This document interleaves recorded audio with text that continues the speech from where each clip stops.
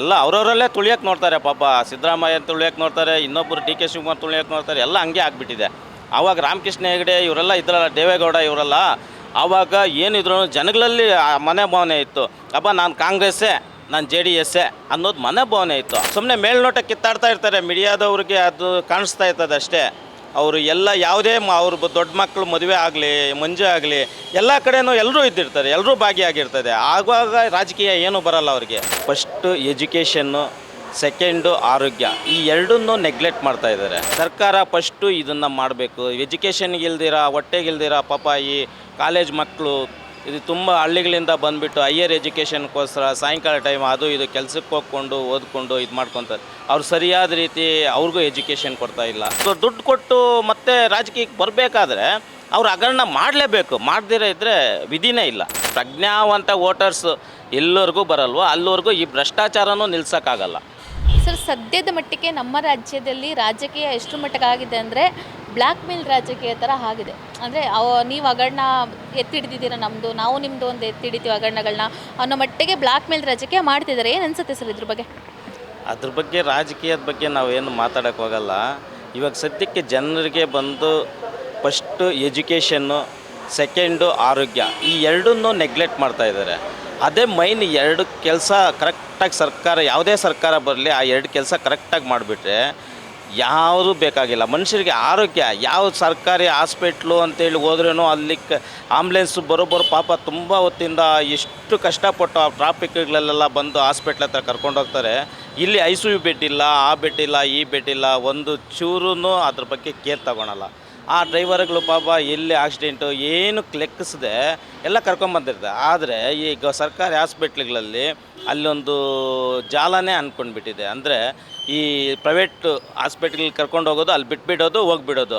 ಪಾಪ ಹಳ್ಳಿಗಳಿಂದ ಬಡ ರೈತರು ಮಕ್ಕಳು, ಬಡ ರೈತರು ಏನು ಪ್ರಾಬ್ಲಮ್ ಆಗಿ ಬಂದುಬಿಡ್ತಾರೆ ಇಲ್ಲಿ ಬೆಂಗಳೂರಿಗೆ. ಬಂದುಬಿಟ್ಟು ಇಲ್ಲಿ ಸುಮಾರು ಲಕ್ಷಾಂತರ ರೂಪಾಯಿ ಬಿಲ್ ಹಾಕ್ಬಿಡ್ತಾರೆ. ಅದರಲ್ಲಿ ಹತ್ಕೊಂಡು ಕುತ್ಕೊಂಡು ಎಲ್ಲ ಸಾಲಗಳು ಮಾಡಿ ಕಟ್ಬಿಟ್ಟು ಆಮೇಲೆ ಹೆಣ ತಗೊಂಡು ಹೋಗ್ತಾರೆ. ಅಂಥ ಪರಿಸ್ಥಿತಿಗಳು ತುಂಬ ನಡೀತಾ ಇದೆ ಇಲ್ಲಿ. ಸರ್ಕಾರ ಫಸ್ಟು ಇದನ್ನು ಮಾಡಬೇಕು. ಎಜುಕೇಷನ್ಗಿಲ್ದಿರ, ಹೊಟ್ಟೆಗಿಲ್ದಿರ ಪಾಪ ಈ ಕಾಲೇಜ್ ಮಕ್ಕಳು ಇದು ತುಂಬ ಹಳ್ಳಿಗಳಿಂದ ಬಂದುಬಿಟ್ಟು ಹೈಯರ್ ಎಜುಕೇಷನ್ಗೋಸ್ಕರ ಸಾಯಂಕಾಲ ಟೈಮ್ ಅದು ಇದು ಕೆಲಸಕ್ಕೆ ಹೋಗ್ಕೊಂಡು ಓದ್ಕೊಂಡು ಇದು ಮಾಡ್ಕೊತಾರೆ. ಅವ್ರು ಸರಿಯಾದ ರೀತಿ ಅವ್ರಿಗೂ ಎಜುಕೇಷನ್ ಕೊಡ್ತಾ ಇಲ್ಲ. ಈ ಎರಡು ಕೊಟ್ಬಿಟ್ರೆ ಅವ್ರ ಜೀವನದ ಮೇಲೆ ಅವರು ಆರಾಮಾಗಿ ನಡೆಸ್ಕೊಂಡು ಹೋಗ್ತಾರೆ. ರಾಜಕೀಯ ಜಂಜಾಟದಲ್ಲಿ ಅದು ಇದು ಮಾಡಿಕೊಂಡು ಅವ್ರು ಕಿತ್ತಾಡ್ಕೊಂಡು ಅವ್ರು ಸುಮ್ಮನೆ ಅವರು ಚೆನ್ನಾಗೇ ಇರ್ತಾರೆ. ಎಲ್ಲ ಫಂಕ್ಷನ್ಗಳಲ್ಲೂ ಅವರೆಲ್ಲ ಒಂದೇ. ಬಟ್ ಮೇಲಾಟಕ್ಕಷ್ಟೇ ಅಲ್ಲಿ ಎಲ್ಲ ಕಿತ್ತಾಡೋದು, ಬೇರೆ ಏನೂ ಇಲ್ಲ. ಸುಮ್ಮನೆ ಮೇಲ್ನೋಟಕ್ಕೆ ಕಿತ್ತಾಡ್ತಾ ಇರ್ತಾರೆ ಮೀಡಿಯಾದವ್ರಿಗೆ, ಅದು ಕಾಣಿಸ್ತಾ ಇರ್ತದೆ ಅಷ್ಟೇ. ಅವರು ಎಲ್ಲ ಯಾವುದೇ ಅವ್ರ ದೊಡ್ಡ ಮಕ್ಕಳು ಮದುವೆ ಆಗಲಿ, ಮಂಜು ಆಗಲಿ, ಎಲ್ಲ ಕಡೆಯೂ ಎಲ್ಲರೂ ಇದ್ದಿರ್ತಾರೆ, ಎಲ್ಲರೂ ಭಾಗಿಯಾಗಿರ್ತದೆ. ಆವಾಗ ರಾಜಕೀಯ ಏನೂ ಬರಲ್ಲ ಅವ್ರಿಗೆ. ಇವಾಗ ರಾಜಕೀಯ ಬಂದುಬಿಟ್ಟಿರ್ತದೆ ಅಷ್ಟೇ, ಇನ್ನೇನು. ಸರ್, ನಾವು ಇತ್ತೀಚೆಗೆ ನೋಡ್ತಿರ್ಬೋದು, ಒಬ್ಬ ರಾಜಕೀಯ ವ್ಯಕ್ತಿ ಕೂಡ ಡೆವಲಪ್ಮೆಂಟ್ಸ್ ಬಗ್ಗೆ ಇರ್ಬೋದು. ನೀವು ಹೇಳಿದ್ರಿ ಇವಾಗ ಇದು ಹಾಸ್ಪಿಟಲ್ ವ್ಯವಸ್ಥೆ ತುಂಬ ಹದಗೆಟ್ಟಿದೆ ಅಂತ ಹೇಳಿದ್ರೆ, ಅವ್ರು ಮಾಡಿರೋ ಹಗರಣಗಳನ್ನ ಬಿಟ್ಟು ಬೇರೆ ಡೆವಲಪ್ಮೆಂಟ್ಸ್ ಬಗ್ಗೆ ಇರ್ಬೋದು, ವ್ಯವಸ್ಥೆ ಸರಿ ಮಾಡೋದಿರ್ಬೋದು, ಒಬ್ಬರು ಕೂಡ ಮಾತಾಡ್ತಿಲ್ಲ. ಏನು ಹೇಳ್ತಾರೆ? ಅದು ಮಾತಾಡಲ್ಲ ಮೇಡಮ್. ಯಾಕೆ ಮಾತಾಡಲ್ಲ ಅಂದರೆ ಅವರು ಆಚೆ ಬಂದ್ರೇ ಹಿಂಗೆ ಸುಮ್ಮನೆ ಇದು ಮಾಡ್ತಾ ಇರ್ತಾರೆ ಹೊರತು ಒಳಗಡೆ ಎಲ್ಲರೂ ಸರ್ವೇ ಸಾಮಾನ್ಯವಾಗಿ ಹಗರಣಗಳನ್ನೋದು ಎಲ್ಲರಿಗೂ ಬಂದುಬಿಟ್ಟಿದೆ. ಅದು ಯಾಕಂದರೆ ಅವರು ಎಲೆಕ್ಷನ್ ವೋಟಿಂಗ್ ಮಾಡಬೇಕಾದ್ರೆ ಈ ಜನಗಳು ಹಂಗೆ ತಗೊತಾರಲ್ಲ ಮೇಡಮ್. ಒಂದು ವೋಟಿಗೆ 4,000 ಇಂದ 5,000, 10,000 ಹಿಂಗೆಲ್ಲ ತಗೊತಾರಲ್ಲ. ದೊಡ್ಡ ಲೆವೆಲ್ಗೆ ಬಂದುಬಿಟ್ರೆ 50,000, ಲಕ್ಷಗಟ್ಟಲೆ ಕೊಡಬೇಕು. ಅವರು ಕೊಡ್ದಿರೇ ಇದ್ದರೆ ಅಲ್ಲಿ ವೋಟ್ ಹಾಕಲ್ಲ. ವೋಟ್ ಹಾಕಿಲ್ಲ ಅಂದರೆ ಮೆಜಾರಿಟಿ ಬರಲ್ಲ. ಈ ಥರ ಆಗಿಬಿಟ್ಟಿದೆ ಧರ್ಮ ರಾಜಕೀಯ ಇದೆಲ್ಲ. ಅದು ರಾಜಕೀಯ ಅನ್ನೋದೇ ಬುಡದಿಂದ ಕಿತ್ತಾಕಬೇಕು. ಫಸ್ಟು ನಾವು ಇವಾಗ ಜನಗಳು ಬಂದು ಓಟಿಗೆ, ಇವಾಗ ಮೊದಲು ಏನು ಮಾಡ್ತಾಯಿದ್ರು, ಓಟ್ ಕೇಳೋಕೆ ಹೋಗ್ತಾ ಇರಬೇಕಾದ್ರೆ ನಾವು ನೋಡ್ದಂಗೆಲ್ಲ ಯಾರೂ ದುಡ್ಡು ಅನ್ನೋದು ಕೇಳ್ತಾ ಇರಲಿಲ್ಲ. ನಮ್ಮದು BJP, ನಮ್ಮದು ಕಾಂಗ್ರೆಸ್ಸು, ನಮ್ಮದು JDS ಅಂತ ಇದ್ದರೆ ಹೊರ್ತು ದುಡ್ಡು ಅನ್ನೋದು ಕೇಳ್ತಾ ಇಲ್ಲ. ಈಗೇನಾಗ್ಬಿಟ್ಟಿದೆ ಅಂದರೆ ಮನೆಗೆ ಹೋಗ್ಬಿಟ್ಟು ನೇರವಾಗಿ 5,000 ಒಂದು ಓಟಕ್ಕೆ 10 ಜನ ವೋಟರ್ಸ್ ಇದ್ದರೆ 10,000 ಕೊಡಲೇಬೇಕು. ಕೊಟ್ಟಿಲ್ಲ ಅಂದರೆ ಅವ್ರು ಓಟ್ ಹಾಕಲ್ಲ ಅಂದರೆ ಇವ್ರು ಮೆಜಾರಿಟಿ ಪಾಪ ಬರಲ್ಲ. ಅವ್ರಿಗೆ ದುಡ್ಡು ಕೊಟ್ಟು ಮತ್ತೆ ರಾಜಕೀಯಕ್ಕೆ ಬರಬೇಕಾದ್ರೆ ಅವ್ರು ಹಗರಣ ಮಾಡಲೇಬೇಕು. ಮಾಡದಿರ ಇದ್ದರೆ ವಿಧಿನೇ ಇಲ್ಲ. ಹಂಗಾಗ್ಬಿಟ್ಟಿದೆ. ಫಸ್ಟ್ ಬುಡದಿಂದ ಕಿತ್ತಾಕಬೇಕು. ಈ ದುಡ್ಡು ರಾಜಕೀಯ ಅನ್ನೋದು ಬಿಟ್ಬಿಡ್ಬೇಕು. ಇವ್ರು ದುಡ್ಡು ಕೊಟ್ಟಿಲ್ಲ ಅಂದರೆ ಮತ್ತೆ ಅವ್ರು ಓಟ್ ಹಾಕಲ್ಲ. ಇನ್ನೆಲ್ಲಿ ಇದು ಮಾಡ್ತಾರೆ? ಹಂಗೆ ಅದೇ ಥರನೇ ಎಲ್ಲ ನಡೀತಾ ಇರೋದು. ಇವಾಗ ಅವ್ರು ಬಂದು ಎಲ್ಲ ಹಗರಣಗಳು ಮಾಡಬೇಕಾದ್ರೆ ಸಾವಿರಾರು ಕೋಟಿ ಮಾಡಬೇಕು ಎಲೆಕ್ಷನ್ ಖರ್ಚು. ಇವಾಗ ಲೆಕ್ಕಕ್ಕಷ್ಟೇ ಇವರು ಎಲೆಕ್ಷನ್ ಕಮಿಟಿಗೆ ಎಲ್ಲ ಕೊಡ್ತಾ ಇರೋದು. ಲೆಕ್ಕ ಬಿಟ್ಬಿಟ್ಟು ಯಾವುದೇ ಎಲೆಕ್ಷನ್ ಕಮಿಟಿಗೂ ಕೊಡ್ತಾ ಇಲ್ಲ. ಯಾವುದೇ ಲೆಕ್ಕ ಕರೆಕ್ಟಾಗಿ ಲೆಕ್ಕ ಕೊಡೋಕ್ಕಾಗ್ತದ ಒಬ್ಬ ಬಂದು ಅವ್ರು ಬಂದು ಡೈರೆಕ್ಟಾಗಿ ಹೇಳೋಕ್ಕಾಗ್ತದ ಪಾಪ ರಾಜಕೀಯದವರು ನನ್ನ ಹತ್ರ ಹಿಂಗೆ ಒಂದು ಓಟಿಗೆ 2,000 ಕಲೆಕ್ಷನ್ ತಗೊಂಡ್ರು ಅವರು ಮತ್ತೆ ಅವ್ರ ಮೇಲೆ ಕೇಸ್ ಆಗ್ತದೆ ಅದು. ಯಾಕೆ ತಗೊಳ್ಬೇಕು ಇವರು? ಜನಗಳು ಓಟು ಯಾರಿಗಾಗ್ತಾರೋ ಏನೋ ಆ ಭಗವಂತನಿಗೆ ಗೊತ್ತು. ಆದರೆ ಪ್ರತಿ ಪಕ್ಷದವ್ರ ಹತ್ರನೂ ಒಂದು ಮನೇಲಿ 5 ಓಟ್ ಇದ್ದರೆ 5,000 ತಗೊತಾರೆ, ಒಂದು ಮನೇಲಿ 6 ಓಟ್ ಇದ್ದರೆ 6,000 ತಗೊತಾರೆ. ಎಲ್ಲ 3 ಪಕ್ಷದಿಂದನೂ ಕಲೆಕ್ಷನ್ ಮಾಡ್ಕೊತಾರೆ.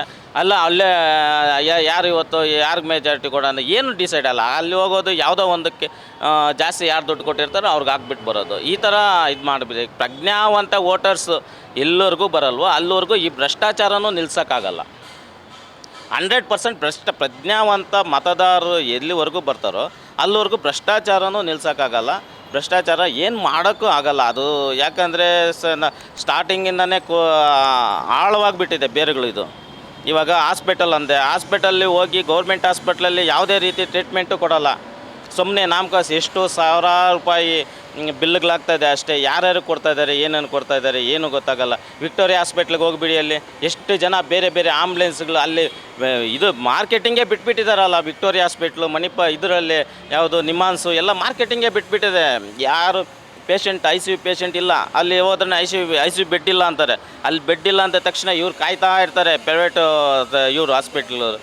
ಆ ಕಾಯ್ತಾ ಇರಬೇಕಾದ್ರೆ ಅವರು ಮತ್ತೆ ಕರ್ಕೊಂಡು ಬಂದು ಎಲ್ಲ ಕಡೆನೂ ಭ್ರಷ್ಟಾಚಾರ ಇದೆ ಮೇಡಮ್. ಭ್ರಷ್ಟಾಚಾರ ಪ್ರೈವೇಟಲ್ಲಿ ಗೌರ್ಮೆಂಟಲ್ಲಿ ಅಂತ ಇಲ್ಲ, ಎಲ್ಲ ಕಡೆನೂ ಪ್ರೈವೇಟ್ ಬ್ಯಾಂಕ್ಗಳಲ್ಲಿ ನಡೀತಾ ಇದೆ, ಎಲ್ಲ ಕಡೆನೂ ನಡೀತಾ ಇದೆ. ರಾಜಕೀಯ ವ್ಯಕ್ತಿಗಳೇನೋ ಅವರು ವಿನ್ ಆಗಬೇಕು ಅಂತ ದುಡ್ಡು ಕೊಡ್ತಾರೆ ಜನಗಳಿಗೆ. ಜನಗಳೂ ಏನೋ ದುಡ್ಡನ್ನ ಆಸೆಗೆ ದುಡ್ಡು ತಗೊಳ್ತಾರೆ. ಅವ್ರಿಗೆ ಯಾರು ಇಷ್ಟ ಬರುತ್ತೋ ಅವ್ರಿಗೆ ಓಟ್ ಹಾಕ್ತಾರೆ. ಸೊ ಇದರಲ್ಲಿ ಬಟ್ ರಾಜಕೀಯ ವ್ಯಕ್ತಿಗಳು ರಾಜಕೀಯಕ್ಕೆ ಬರೋದೇ ಜನಗಳಿಗೆ ಏನೋ ಒಂದು ಒಳ್ಳೇದು ಮಾಡ್ತೀವಿ ಅನ್ನೋ ಒಂದು ಉದ್ದೇಶ ಇಟ್ಕೊಂಡು ಬಂದಿರ್ತಾರೆ. ಎಲ್ಲೋ ಒಂದು ಕಡೆ ನೋಡ್ತಾ ಇದೆ, ಇತ್ತೀಚೆಗೆ ನೋಡ್ತಿರ್ಬೋದು, ಗುಂಡಿಗಳು ಜಾಸ್ತಿ ಆಗ್ತಾಯಿದೆ, ಮಳೆ ಬಂದು ಮರಗಳು ಜಾಸ್ತಿ ಬೀಳ್ತಾ ಇದೆ, ಆಕ್ಸಿಡೆಂಟ್ಗಳು ಜಾಸ್ತಿ ಆಗ್ತಾ ಇದೆ. ಇದನ್ನೆಲ್ಲ ನೋಡೂ ರಾಜಕೀಯ ವ್ಯಕ್ತಿಗಳು ಮಾನವೀಯತೆ ಮರ್ತು ಬಿಡ್ತಿದ್ದಾರಾ ಅಂತ. ಅದು ಮರೆಯೋಕ್ಕೆ ಈಗಿಂತ ಪ್ರಕೃತಿ ಪ್ರಳಯಗಳಾಗ್ತಾ ಇಲ್ಲ. ಅದು ಸಾವಿರಾರು ವರ್ಷಗಳಿಂದ ಪ್ರಕೃತಿ ಪ್ರಳಯ ಆಗಾಗ ಆಗ್ತಾ ಇದೆ. ಅಂದರೆ ಈಗ ಮೀಡಿಯಾ ಇದೆಲ್ಲ ಜಾಸ್ತಿ ಆಗಿಬಿಟ್ಟಿದೆ.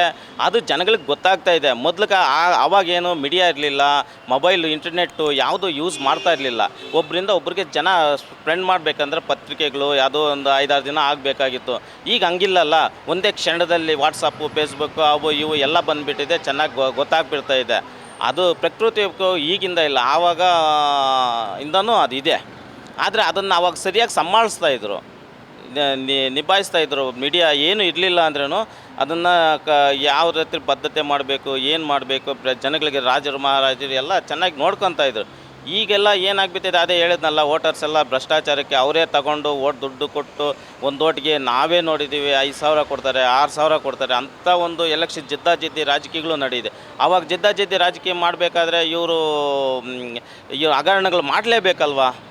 ಎಲ್ಲಿ ಅಭಿವೃದ್ಧಿ ಆಗೋದು? ಅಭಿವೃದ್ಧಿ ಆಗೋಕ್ಕೆ ಚಾನ್ಸೇ ಇಲ್ಲ.